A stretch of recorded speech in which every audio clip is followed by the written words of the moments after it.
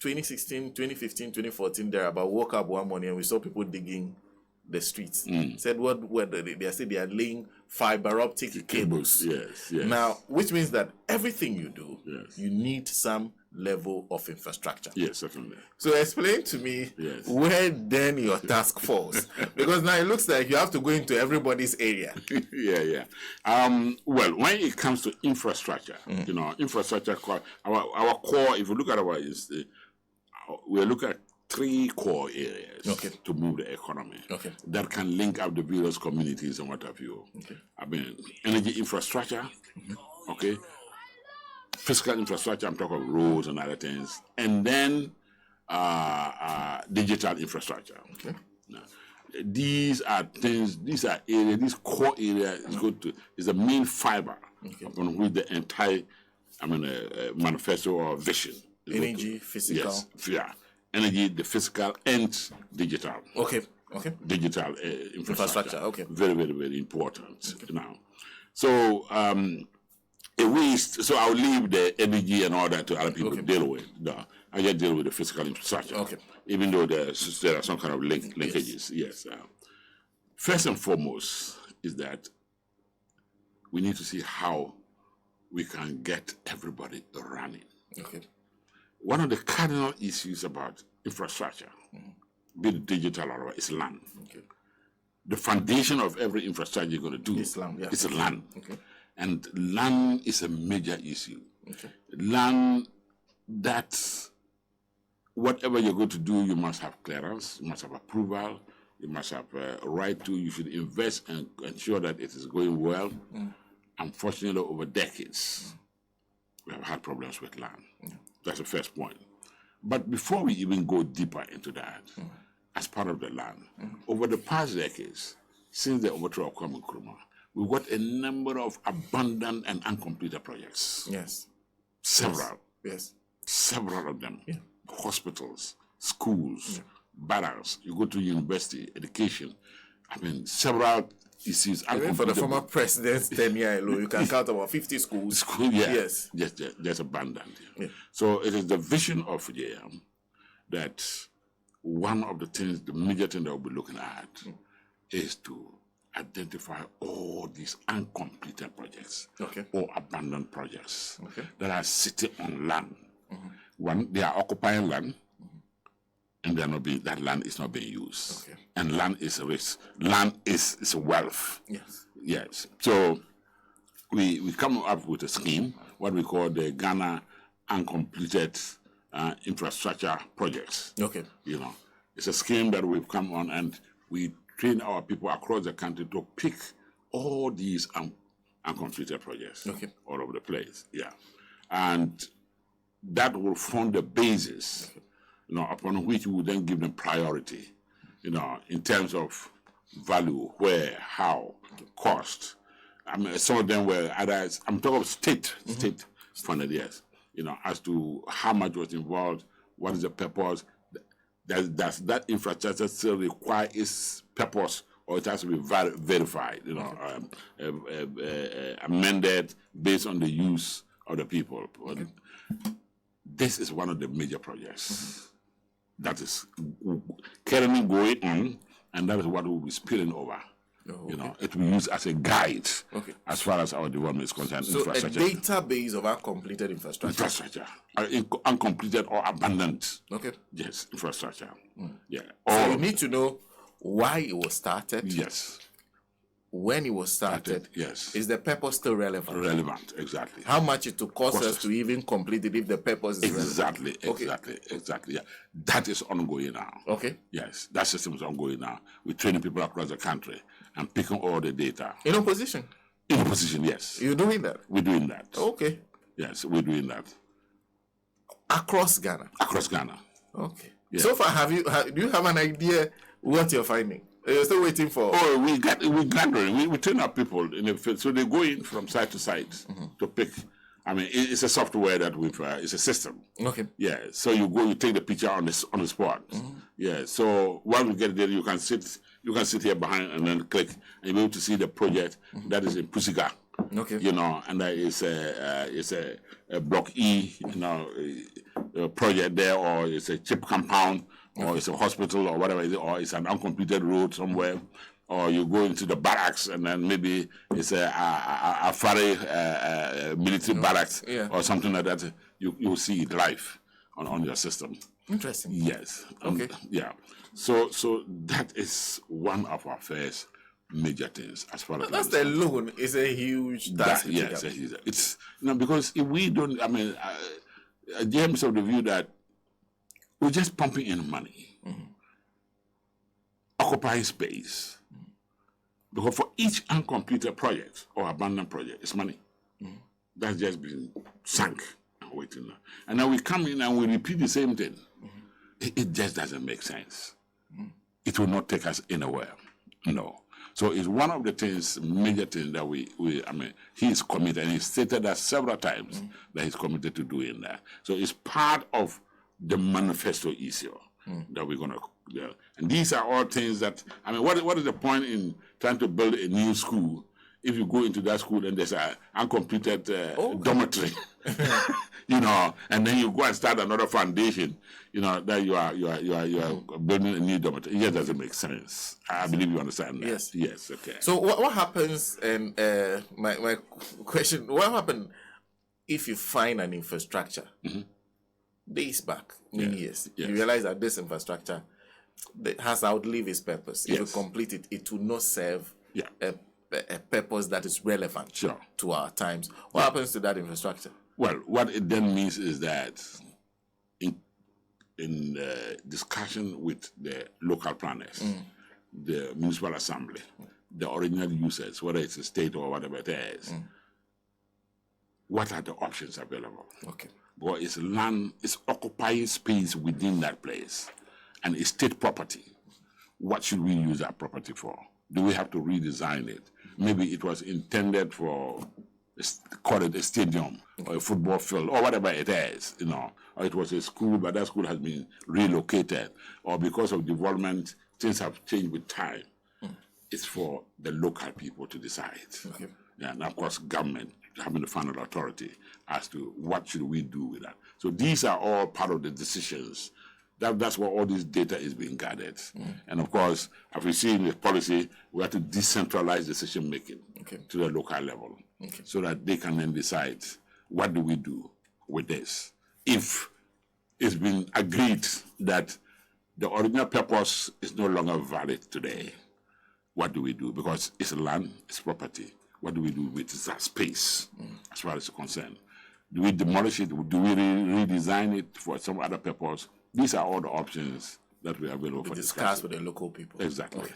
Well, what else is on your agenda? Yes. Then I'm still on land already. Yes. Okay. Land, yeah. Yes. Then there's the issue of if customary land ownership. Okay. Customary land ownership. Okay. The major issue that we have in our country is you cannot do any serious investments when you don't have land. Okay. When you don't have proper title to land. So one of the main things is to make sure that we have all the customary lands properly registered with a customary land secretariat. Equip it well so that every land that is available in this country is properly mapped up. And then we should have a proper national land database, information database, across the country. Present-day technology, you should be able to zoom down and know each particular place. Where is this land? Who owns it? So that you don't have an issue of you go to buy a property, then there are several of these cases in court where you acquire the property, you get your title, then only to realize that some other person also owns the same land. So it's one of the major things that we need to have a reliable national land information database across the country with all the reference points across, that every single area that you touch in the system, they can tell you. And Ghana is a small country. Ghana is a small country. We should be able to have all that information available on our tips without any problem. Then, of course, the whole issue of land policy, the 1999 land policy. Now we need to review it and update it, because things have changed over the years.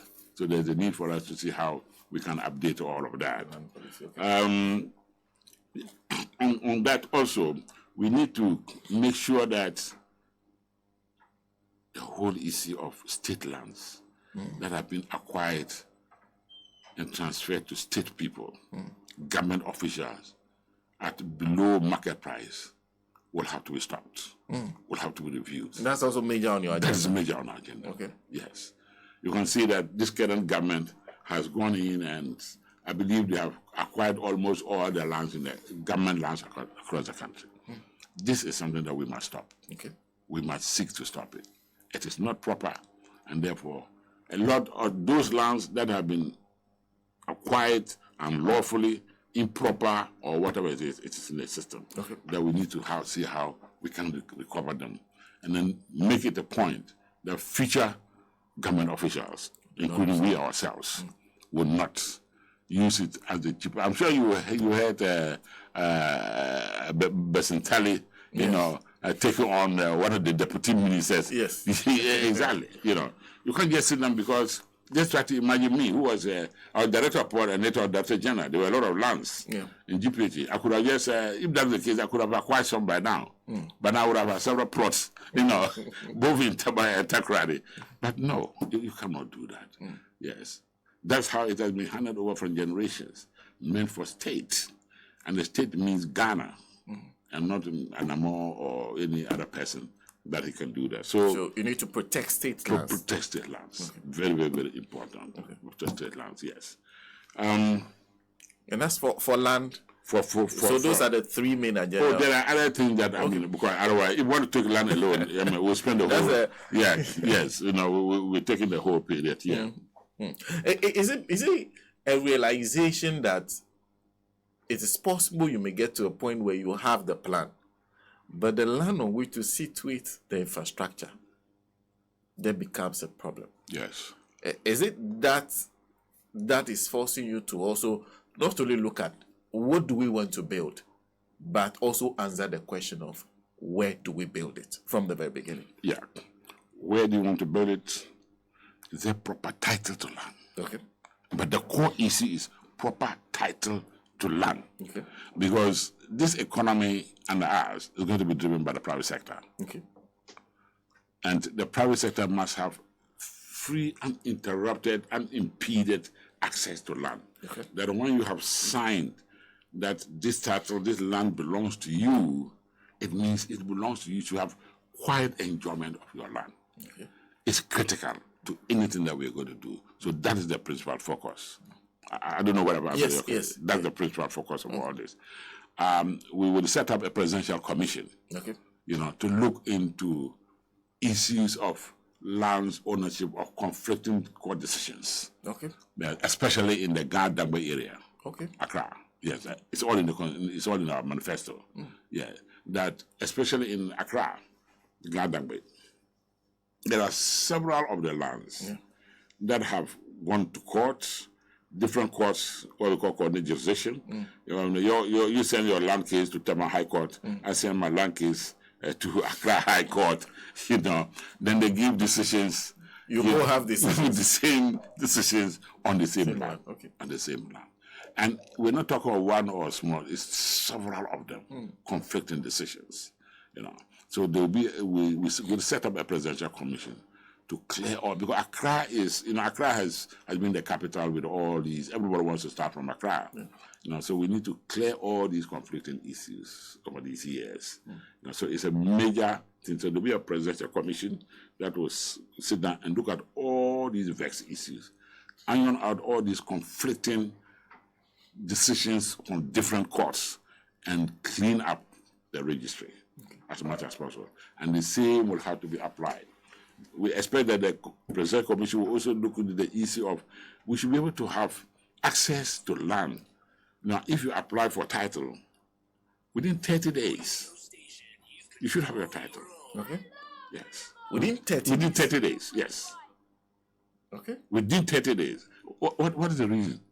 What are you waiting for? That is why the 24-hour economy is coming inside. Okay. Yes. If you go to the Lands Commission, there are tons and tons and files lying there. I don't know whether if ever you make a mistake, let me put it that way. And you go to the Lands Commission, then you go and see the volumes of files that are sitting down there. Waiting to be dealt with. Waiting to be dealt with. Because every single land, from Asenglikwa to Nakpunduri, is all going to Accra for approval. They've tried to, for approval. So they have tried to decentralize that, but that decentralization is all artificial. You know, it's not going that far. So at the end of the day, everything ends up in Accra. Ends up in Accra. Okay. Ends up in Accra. So there will be the need to see how we can decentralize this. Okay. Get the people to work 24 hours to clear the backlog. Okay. Yes. If I buy my plot of land from Mampong or from Apam, I should have, within 30 days, I should have the approval.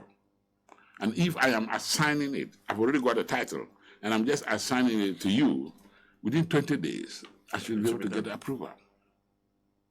This is all part of the mission. This is not a rocket science. This is not, it's been done.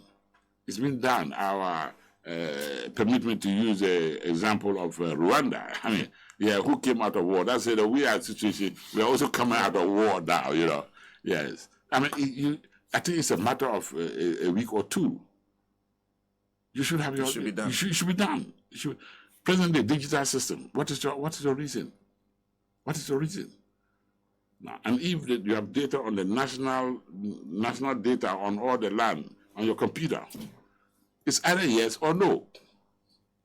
There's nothing in between. Well, it also suggests that it's one of the good tricks that is used to take something small from you. You're a lawyer yourself. Yeah. You know how the delay sometimes plays to the advantage of officials who are sitting there. Yes. So how do you tackle that aspect? The fact that the people in there sometimes are said to be the human resource is an impediment to. So how do you deal with that if you're looking at the title registry?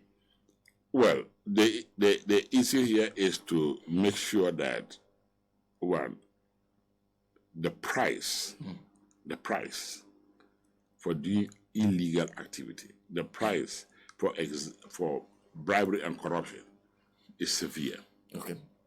And effective, that you pay a penalty for it. What we'll be doing will not be, it's just a question of we agreeing to implement. Who is the chief executive? Yes. Why? I mean, if there are standards and monitoring and all those sort of things, it's been done before. So leadership is important. Leadership is very important. Okay. Leadership is very, very important. That's what I'm trying to arrive at. That leadership from the top to wherever it's coming down is very, very important. What should be your reason? That, I mean, if we have set that standard for you, as the CEO of the place, you have reasons to answer why you cannot achieve it. Okay. If you're head of department, what is your reason? There's a performance standards. I mean, we need as a country to begin to, imbibe all this into our system, into our DNA. That time of delivery is important. The quality of performance is important. If we remove theirs, we cannot behave just because you want to get something small for your pocket. Then you better get out, out of the system. So I think it's the price of it that will be the issue. Okay. Now, if I now take that off, there are going to be major issues as far as development is concerned. Okay. One of them is to look at economic zones. Okay. Across the country. Okay. Especially for agri. Okay. The Volta Basin is more than all the gold mines combined. The Volta Basin? The Volta Basin. Okay. It's more than all the gold mines combined. Because it's a water resource, huge water resource, that is stretching from our southeast to the north, including Ashanti, the Bono areas to the north, right up into Burkina Faso. You have both the white Volta and the black Volta and all the Voltas coming down to the Mother Volta. Unfortunately, over all these years, we have just gone to bed to sleep and allowing this water to spill over into the sea. To the extent that because there's small stop of rain in the north, we are panicking. We are panicking. That's 8 billion cities. Yes. When there's water sitting in the Volta Lake, we are panicking because what water is sitting in the Volta Lake? Not in small quantities, but in large quantities. So we'll have to have a Volta Basin Economic Development Enclave. Okay. That is stretching from the dam right up to the north, where we'll have all sorts of facilities that will have terminals that will go in and develop all those areas, open up the Afram Plains, Accra Plains, then we'll have another Western Economic Development Enclave, and then, of course, the Northern Economic, what we used to have, the Savannah. These are major plans that will take us to the next level. The Volta Lake is a major one, that will be able to open to the north of Ashanti, okay, around Agogo area all, and bring the water sea traffic or water traffic right into Ashanti. Okay. Yes. So that water transportation is far cheaper and faster, as much as we can. Okay. So it's one of the major things that will be coming up as part of our development program. So the Volta Lake is going to be one of the major things. The Volta Both Lake, for agric and for transport. For agric and transport. Okay. Yes. As well as once we deal with that one, we then deal with the other side in the west. Unfortunately, that is heavily polluted. Yeah. So we need to clean up that water before we get down to that place. So the Volta Lake Transport Company, under this program, will be revamped, will be re-equipped, to form part of GPHA, as a major support, to ensure that the water transport of passengers, transport of freight is efficient. Yeah, all that is part of the program. Volta Lake Transport Company. Yes. Will go under the GPHA as a subsidiary. Okay. Yes, to make sure that it is, because what's happening? They are doing navigation. I mean, the whole thing is navigation. Yes. Navigation wise, yes. Now they are navigating in the river. GPHA is navigating in the sea. Yes. So you understand. Yes. So it's easier for them to synchronize and do their things much faster than any other thing, and human resource, efficiency, equipment, and all that. It should be very easy for them to do that without any problem. Then we come to, I've already spoken about uncompleted structures, yes? Yes. This we had a conversation. E-blocks, hospitals, and all those sort of things, they're all included because a number of schools, I think you already know, have been abandoned. Yes, it's one of the priorities. Okay. A number of hospitals have been abandoned. A number of chip compounds have been abandoned. It will be one of the priorities that we'll be looking at under this project. The very first starting point for you is what is already there. What is already there. That can be completed very fast and put to use. Exactly, yes. And wherever we are going to build new, that's under the education as well.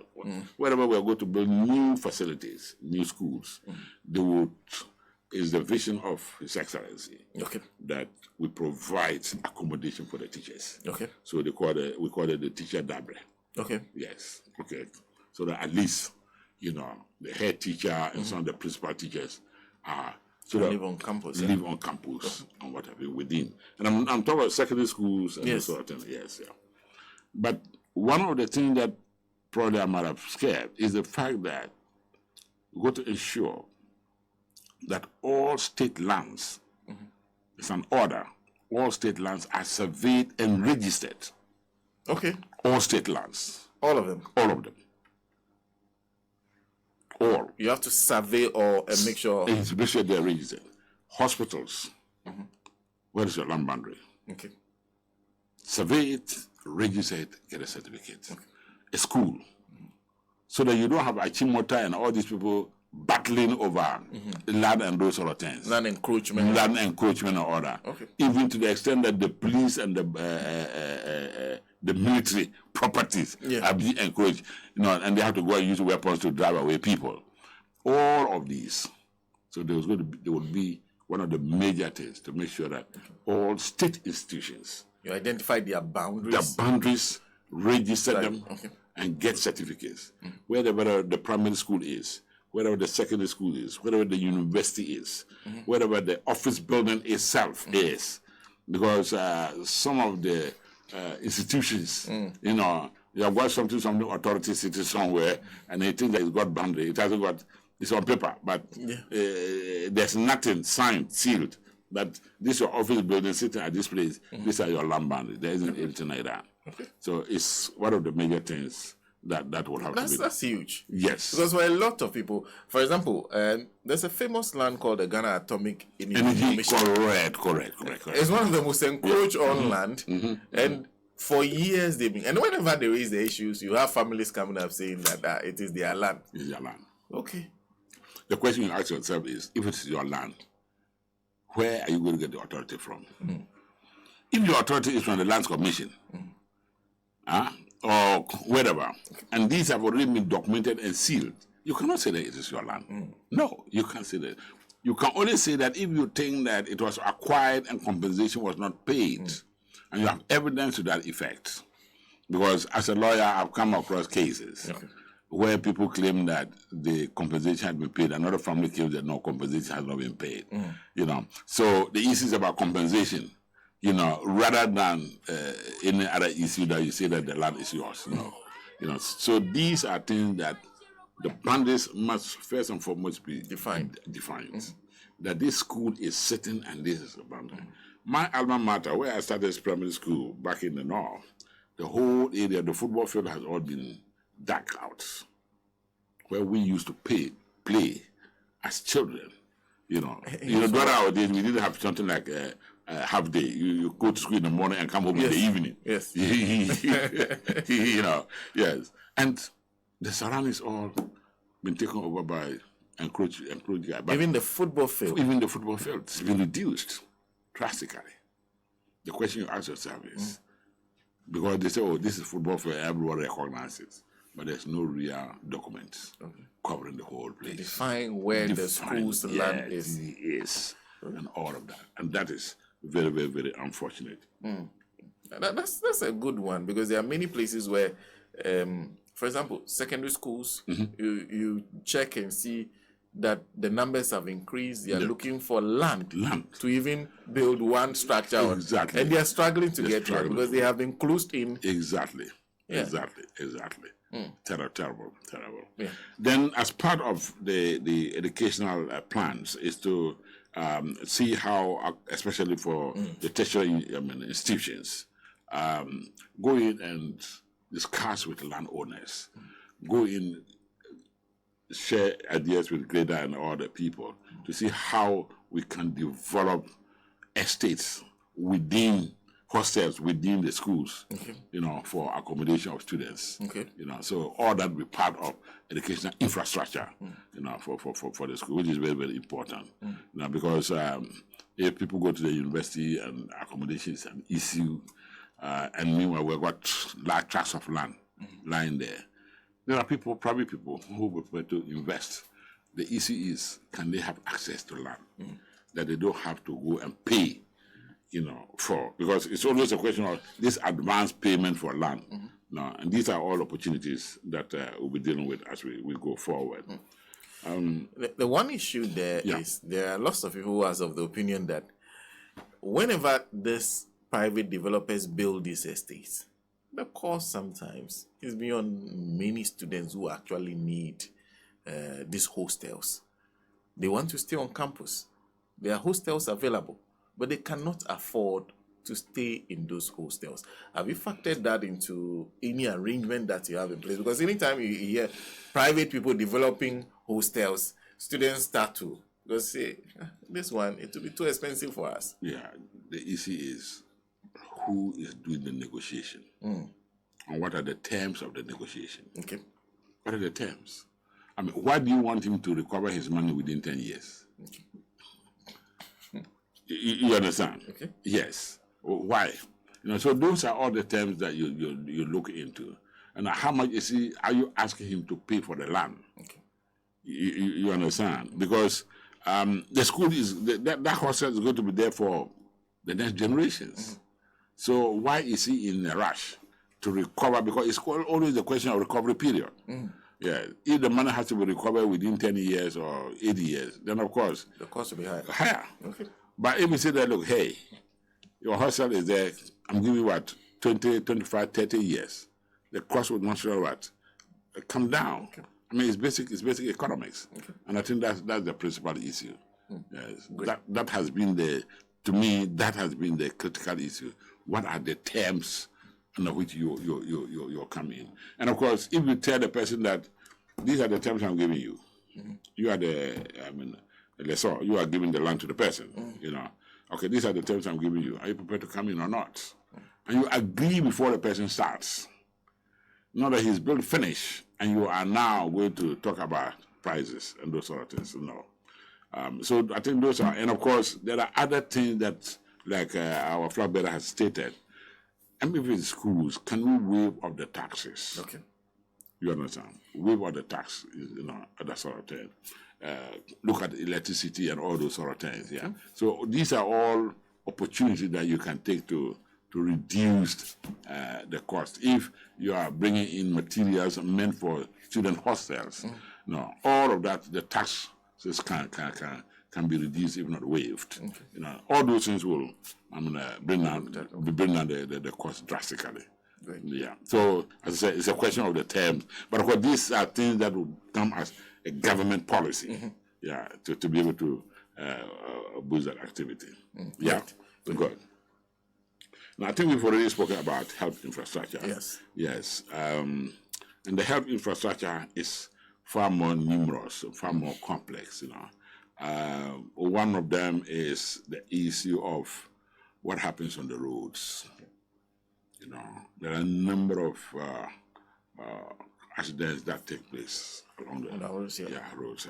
And we need to have trauma hospitals at certain areas, clinics at certain areas.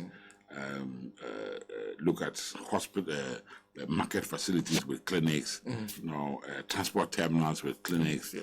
All of these, not to talk about the big uncompleted projects, which I've already spoken about. So we need to look at, these are all part of the things that we're looking at as well. In particular, we're also looking at the Nabrongo War Memorial Hospital to bring it up to a level that it can be used to train doctors as well. We'll look at medical schools in the Bono region and Sunyani and all those areas to see how we can boost up all of these facilities. So as far as the hospitals are concerned, medicals is concerned, it's priority. Or the uncompleted hospitals, our uncompleted hospitals in particular, the cheap compounds is something that's going to be dear to our hearts. Then you inherit Agenda 111. Yes, we will inherit Agenda 111 and put them in order of priority. Okay. Yes, we will not try to finish all of them at the same time and none of them gets finished. Okay. It will be reasonable to take a while, gather resources, make sure that it's all finished. Look at its location. Okay. There's no need, I don't know where they are now, but I'm sure we can check out later on. If, for example, where that hospital is, there's a nearby other hospital, then it will have less priority to another one where there's none at all. There's need. So there'll be a need assessment. A need assessment, exactly. Okay. Yes. No, before you start building that. And of course, to even look at the concept itself, okay. Was that design, was it just designed in a rush? Because at certain times, when you do certain projects in a rush, they don't they don't become efficient. Okay. Yeah, they don't become efficient because it's like somebody is just trying to speed up. Because you need to look into the future. As far as the usage and possibility of expansion and possibility of influx of patients and all sorts of things. So we'll look at. I believe the next government will look at all these, to see. Whether there's a need for there. So you go back to even the design. Is the design futuristic enough? Futuristic. What projections went into the design? Yeah, exactly. Okay. Exactly. To make sure that it makes sense. For example, when we were doing the IMA, the International Maritime Hospital, we looked at that time. This what's it called? The current thing that's happening in Kodobu now. This sickness that they say 1, 2, 3, they have to go for support. Okay, kidney issues. No, not kidney. The other one, it's not kidney. The one where recently they said there's no money and that sort of thing. No, it's dialysis. Dialysis, yeah, the kidney, kidney. Sorry, yeah. It's the dialysis. It's the dialysis. Yes, you're looking for. Okay. yeah. So, but of course, kidney. Yeah. We provided for dialysis machines, facilities, and we made provision for other time for 20 and installed the first 10. Okay. Yes, installed the first 10. Okay. You're going to do 20 dialysis machines. Yes. Okay. And installed the first 10. Okay. That was part of the design. Okay. You understand, yeah. So even the mortuary and all this is we provided mortuary facility with space for future expansion of the mortuary. Oh. Yes. We provided for a possibility of airlifting. So there's an helipad facility. So these are all things that you got to take into account because we are moving forward. We're moving forward. So if, let's say, you have got a hospital in a certain isolated area, it will be good to see whether we can have a helipad facility there. So that it's easier to land patients and come and take patients off. And these are all things that I think we be nice to examine. Because all the facilities and the one are designed virtually the same way. Even the designs look the same. Yeah. As I said, probably, and most of the way it was done, I suspect it was done in a rush for a certain. And as I said, whenever things are done in a rush, you always have issues. It's not being subjected to vigorous and a critique. As far as you are replicating that across the country. Yeah. Then of course we come down to sports. Sports, of course, we all know. Yes. I was sad. I think was it yesterday or today on television where I saw Secondly. I'm sure you've been busy at the studio here, so you do hear. Secondly, people were. I think it was on one of the TV stations where they complaining about the stadium. Yes, the stadium, which was constructed by them. Yes, and it's in the very bad states, and you can imagine all the other areas, a stadium. So these are things that we need to see how we can refurbish them and upgrade them. As far as this concerned, and then of course look at the issue of ownership. I've already spoken about that. Ownership of football fields. Some of them, which I know, even my own hometown, Bolga. You see the stadium there is not worth attending to. You go inside there and it's all red earth. The walls have not been painted. It doesn't. It's a regional capital. It's supposed to have a facility that's better than that. No. It's horrible. And it's replicated everywhere around the country. So, and the youth, more so when you have a lot of youth who are unemployed, you need to find a way of engaging them as well, So, at least if there's a place there's no place for them to go and work, there should be a place for them to go and have fun in football or basketball and what have you. So, constructing some sports facilities will be central to our team. So we put that all in and of course they upgraded some of them, but I think that is more of a decent. Then of course we have to come to the judiciary. Judiciary, yes. somehow you are entering, because that's the difficulty with infrastructure. You enter everywhere. You enter everywhere. Yes, okay. Yes. Yeah, because the judiciary, because one of the biggest things you did, and I was a court reporter when it came to power. Okay. So it was fantastic.